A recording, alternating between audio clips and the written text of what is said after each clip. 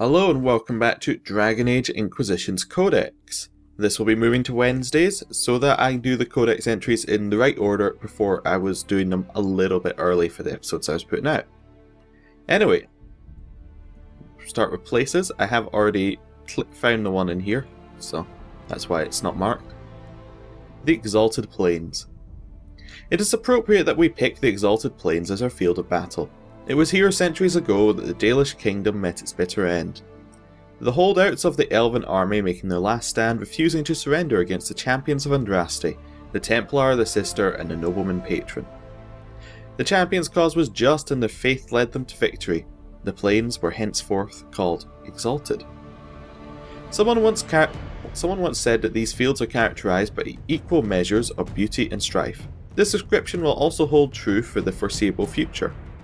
The strife we bring to the Dales will be quickly forgotten.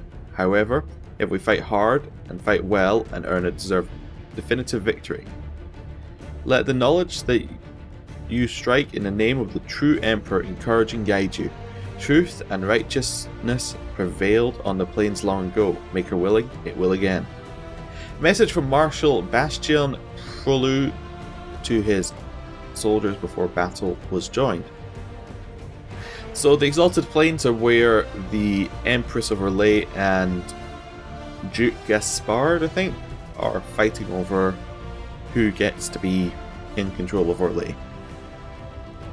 Also, there are dead people there for some reason I have not yet found out. History. Okay. Yep, just number 40. The Dales, a promise lost. There see the Winter Palace at Halamshiral. Gaze upon its white walls and gold spires built upon the broken dreams of a people. Our people. The human prophet Andraste was a slave in the Tevinter Imperium, as our ancestors were. When she rose up against them, we rose up with her. Together we fought for freedom. In gratitude and kinship, Andraste promised the elves a new land, the Dales. Although she died, her sons kept her promise. Our people came from the farthest Tevinter to claim this new land. Here our journey ended. This was our Hamarshira. As we laid the first stone for the city, our people vowed that no human would ever set foot on our lands. The greatest of our warriors swore to uphold this vow. One by one they came, invoking the names of Elgernan and Mithal, Andrul and Gilanan. Before all of our gods, they dedicate themselves to Hamarshira, becoming our protectors, our Emerald Knights. They would ensure the Dales remain free. It was free for over 3 centuries, but the humans in the new Andrastian Chantry would not let us be. They pushed against our borders, they sent missionaries to spread word of their prophet. They sought ways to subjugate the people once more. When we refused, we angered them. They destroyed us. Even the Emerald Knights could not stand against the might of their army, armoured in faith.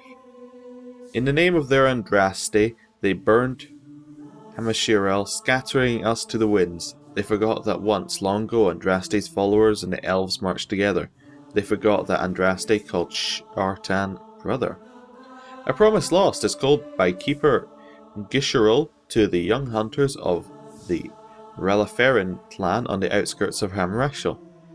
So this is a different view that you usually get on the Exalted March. Usually you'd see the human view where they're going to wipe out the people who don't believe in Andraste. But Dalish see it rather differently. Last section is creatures. Arcane Horror. Upon ascending to the second floor of the tower, a gruesome sight greeted us, a ragged collection of bones wearing the robes of one of the senior enchanters. I had known her for years, watched her raise countless apprentices. Now she was a mere puppet for some demon. Transcribed from a tale told by a Templar in Antiva City, 713 Storm. So these are... So arcane horrors possess, I'm guessing, probably powerful magical people.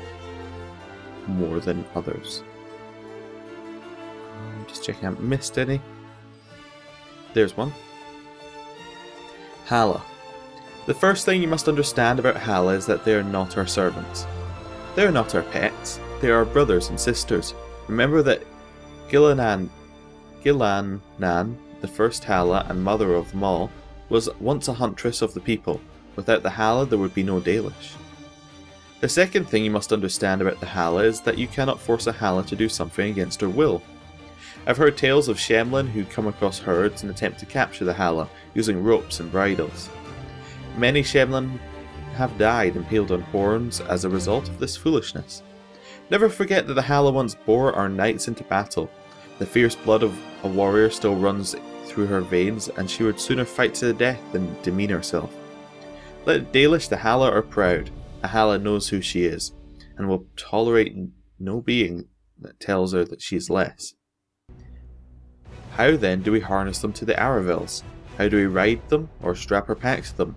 Well, how do you get a brother, a sister, or a friend to do you a favour? Simple, isn't it? You ask. If you have a Hala's trust, she will give you her blessing. It's striking that humans never think to ask for a Hala's friendship, but then they are Shems, and respect nothing. Adara, Hala tender of the Ralaferin clan to her apprentice. Well, that's interesting. Is that saying that the first Hala was a Dalish? I think that's what it's saying. Very interesting. I normally think that would just be kind of like symbolic or something, but you know, with the amount of magic going around, I'm thinking that might actually be true. Are we done? Oh. Well, it's a bit of a shorter episode because I haven't got that many Codex entries. I will see you next week for whatever I unlock then. Thank you for watching. Goodbye.